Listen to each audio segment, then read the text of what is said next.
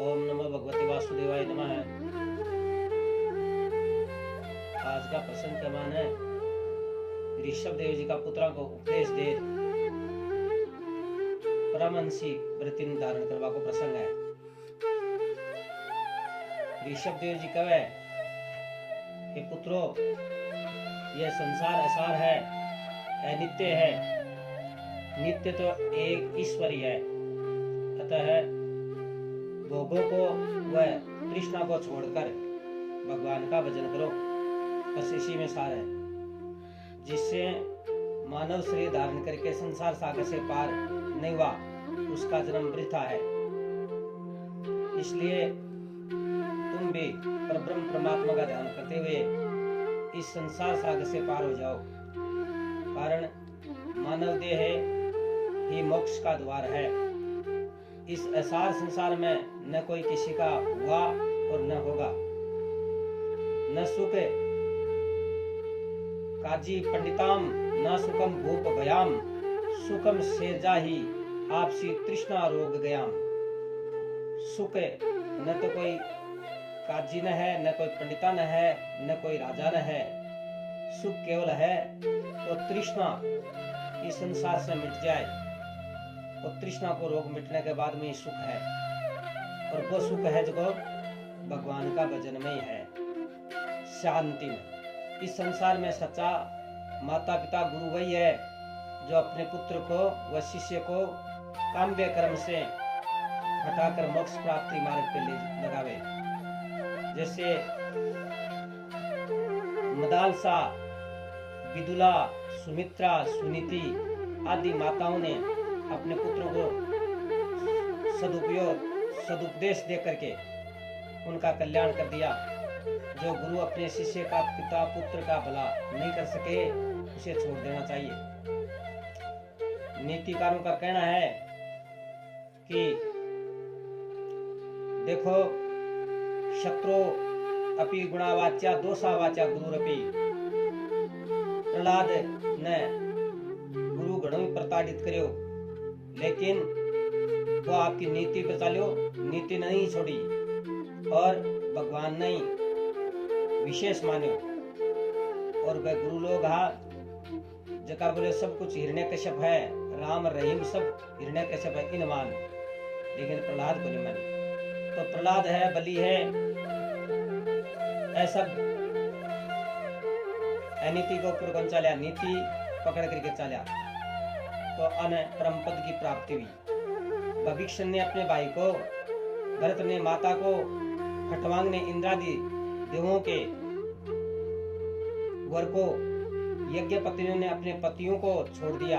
यानी जो प्रभु विरोधी हो उसे छोड़कर भगवान का भजन करना ही श्रेष्ठ कर्म है। मानव शरीर मोक्ष का द्वार है, इसी में ही भजन हो सकता है। तो भजन करके संसार से पार हो सकता है। तुलसीदास जी ने इस मानव शरीर को ही मोक्ष का साधन बताते हुए कहा है कि साधन धाम मोक्ष कर द्वारा, पाइन जही परलोक सवारा। यह संसार सार है, भगवान का भजन ही एक सार है। अतः भगवान का भजन करके संसार सागर से पार हो जाओ। केवल परमेश्वर ही सबका स्वामी है, इससे ही भजो, इसी में सार है।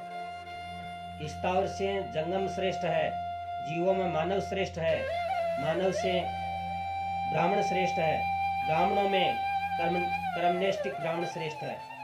इनका आदर करते हुए संसार को राममय जानकर हिंसा का त्याग करके अहिंसा पर चलने वाला मानव मोक्ष प्राप्त कर लेता है।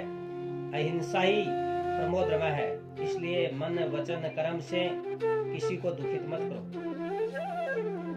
बाल्यावस्था क्रीड़ा क्षत है, यानी बाल अवस्था जिसकी खेल कूद में चली जाए है, तरुण अवस्था है जिसकी जवानता के माने मदोन्मत्त के माने चली जाए है, बुढ़ापा के माने राम राम हुए करी।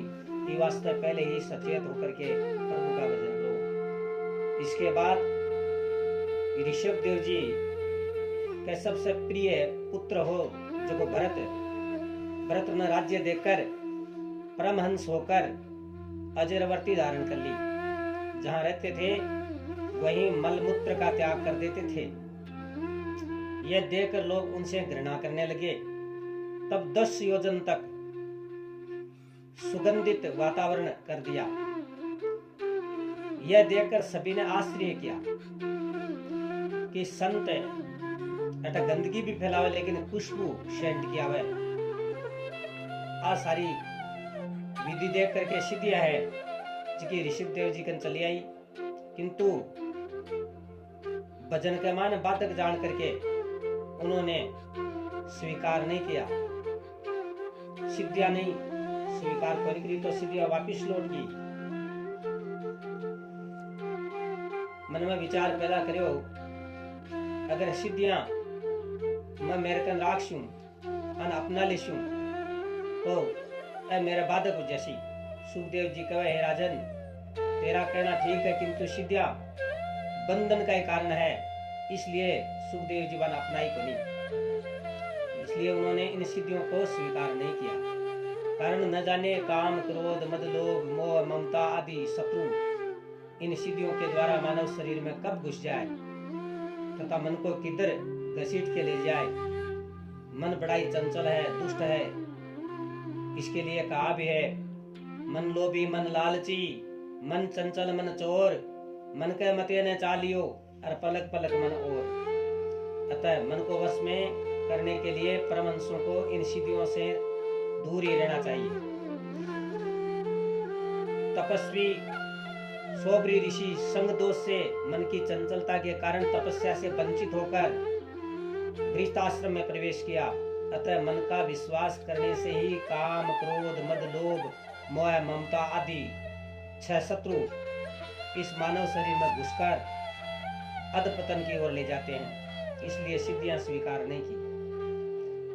जैसे व्याघ्र जाल में फंसे हुए मृग का विश्वास नहीं करता, न जाने कब उठकर भाग जावे।